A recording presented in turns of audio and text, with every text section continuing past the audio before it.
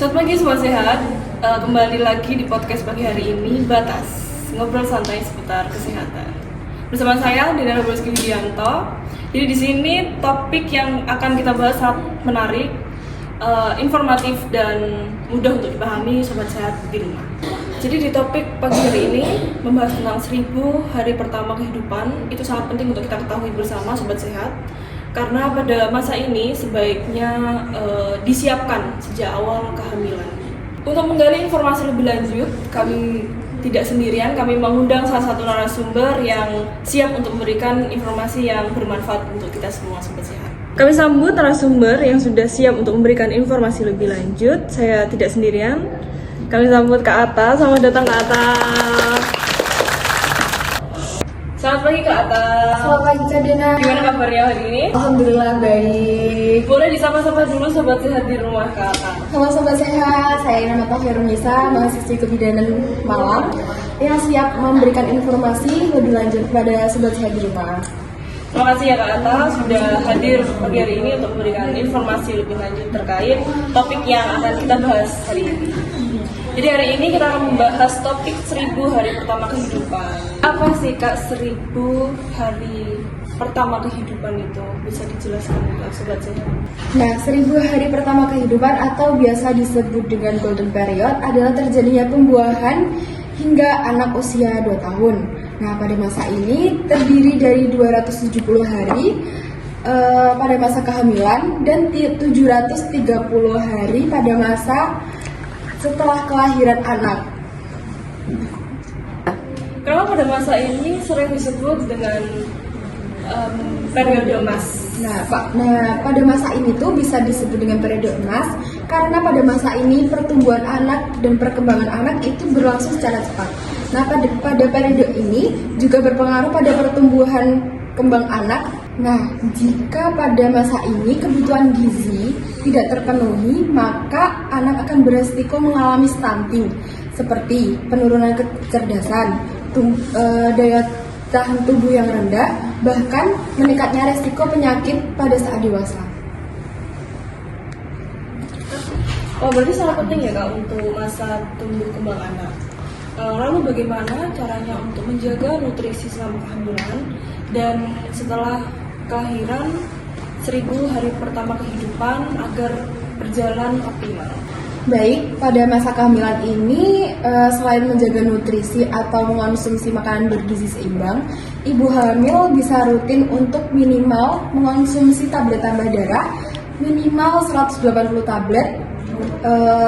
Selain itu juga melakukan pemeriksaan ANJ minimal yang rutin minimal 6 kali dan mendapatkan imunisasi TT. Lalu setelah bayi lahir sangat penting melakukan IMD dan dilanjutkan dengan ASI eksklusif selama 6 bulan. Jadi gitu ya Kak? Iya. Itu ya Kak, setelah kita membahas tentang kehamilan, tadi sudah disinggung terkait IMD. Ya. Iya. IMD itu apa sih Kak? Jadi IMD atau inisiasi menyusui dini itu yaitu bayi diletakkan pada dada ibu segera setelah lahir. Nah, kemudian minimal 1 jam untuk agar bayi bisa mencari putih susu ibu. Nah, untuk manfaat IMD sendiri seperti merangsang produksi ASI, kemudian menjaga suhu tubuh bayi, kemudian mempererat ikatan antara ibu dan bayi, serta meningkatkan keberhasilan ASI eksklusif. Selain itu, bayi akan mendapatkan kolostrum, yaitu ASI pertama yang kaya antibodi untuk meningkatkan daya tahan tubuh bayi ke depannya. Jadi sangat bermanfaat banget ya IMD ini. Iya, Jadi setelah IMD tadi itu penting kan untuk bayi. Kemudian apakah bayi itu perlu diberikan ASI eksklusif selama 6 bulan full? Betul Kak Dina, karena pemberian ASI eksklusif selama 6 bulan itu bisa membantu pertumbuhan dan perlindungan resiko infeksi pada bayi. Berarti setelah diberikan ASI eksklusif itu, bayi itu tetap perlu diberikan imunisasi ya Kak? Iya benar sekali Kak Dina, imunisasi dasar lengkap sangat penting untuk melindungi bayi dari penyakit seperti hepatitis B, polio, difteri, dan lain sebagainya. Berarti setelah diberikan imunisasi lengkap, bagaimana caranya menjaga agar bayi usia 6 bulan itu tetap tumbuh kembangnya tuh terjaga dan optimal? Setelah 6 bulan, anak mulai membutuhkan makanan pendamping ASI seperti MPASI karena kebutuhan energinya semakin meningkat. Kemudian MPASI yang dibuat juga harus bergizi seimbang dan mendukung karbohidrat, protein, lemak, dan vitamin. Berarti protein itu bisa hewani seperti telur dan ikan ya Kak? Benar sekali. Protein hewani seperti ada banyak juga Kak Dena. Seperti telur, ikan, ayam, daging, terus hati ayam membantu pertumbuhan tinggi badan dan perkembangan otak anak. Selain itu, perhatikan makanan pendamping ASI tetap dianjurkan hingga anak usia 2 tahun. Jadi setelah dikasih makanan pendamping itu, apakah tetap dilakukan pemberian ASI eksklusif selama 2 tahun? Iya, jadi betul sekali Kak. Bayi selama 2 tahun itu tetap didampingi dengan ASI eksklusif. Ngomong-ngomong soal bayi, mungkin sobat sehat di rumah masih bingung nggak tentang masalah stunting? Ya, baik. Mungkin bisa jelaskan ke sobat sehat apa itu stunting? Baik. Jadi bisa jadi stunting adalah kondisi ketika tinggi badan anak lebih pendek dibandingkan usianya. Akibat mungkin dari kekurangan gizi kronis, terutama pada masa 1000 hari HPK. Penyebabnya itu apa Kak? Mungkin penyebabnya bisa karena kurangnya asupan gizi. Kurangnya asupan gizi. Selain kurangnya asupan gizi, penyebabnya apa lagi Kak?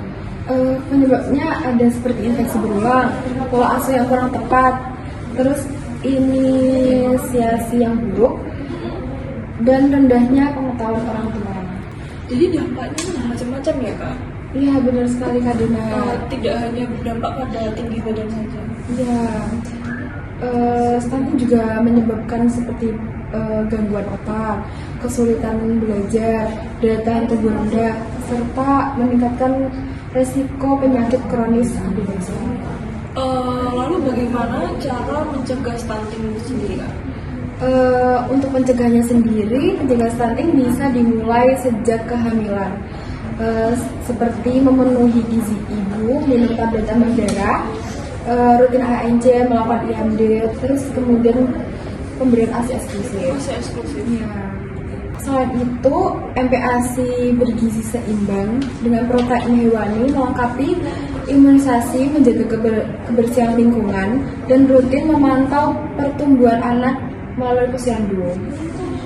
Penjelasannya cukup lengkap ya Kak ya. Iya. Jadi poin dan kunci utamanya adalah stunting itu bukan sekedar masalah tinggi badan saja, tapi juga investasi masa depan yang harus kita jaga sejak dalam kehamilan. Iya, betul sekali Kak Dina. Nah, ternyata 1000 HPK ini memang benar-benar periode yang penting ya untuk kita ketahui, dan masa ini juga tidak bisa diulangi kembali. Iya, setuju banget Kak Dina. Ternyata 1000 hari HPK ini memang benar-benar periode penting yang tidak bisa diulang kembali. Baik Kak Atta, untuk penjelasan tadi sudah sangat lengkap ya. Jadi sobat sehat di rumah juga lebih luas, lebih tahu lagi tentang masalah 1000 HPK ini. Ngomong-ngomong, sebelum kita menutup, mengakhiri obrolan, mungkin dari Kak Atta ada pesan yang mau disampaikan Baik, sobat sehat di rumah? Kalau dari saya, untuk para calon ibu yang sedang hamil, jangan ragu untuk rutin memeriksa kehamilan. Ingat, kesehatan ibu adalah fondasi pertama kesehatan anak. Luar biasa sekali pesan-pesannya ya Kak Atta pagi hari ini. Terima kasih banyak untuk Kak Atta untuk informasi yang sudah diberikan kepada sobat sehat di rumah. Semoga informasinya sangat bermanfaat, berguna untuk calon ibu, ibu-ibu di rumah. Baik, terima kasih Kak Atta sudah hadir pada podcast pagi hari ini. Sama-sama Kak Dina, atas waktunya.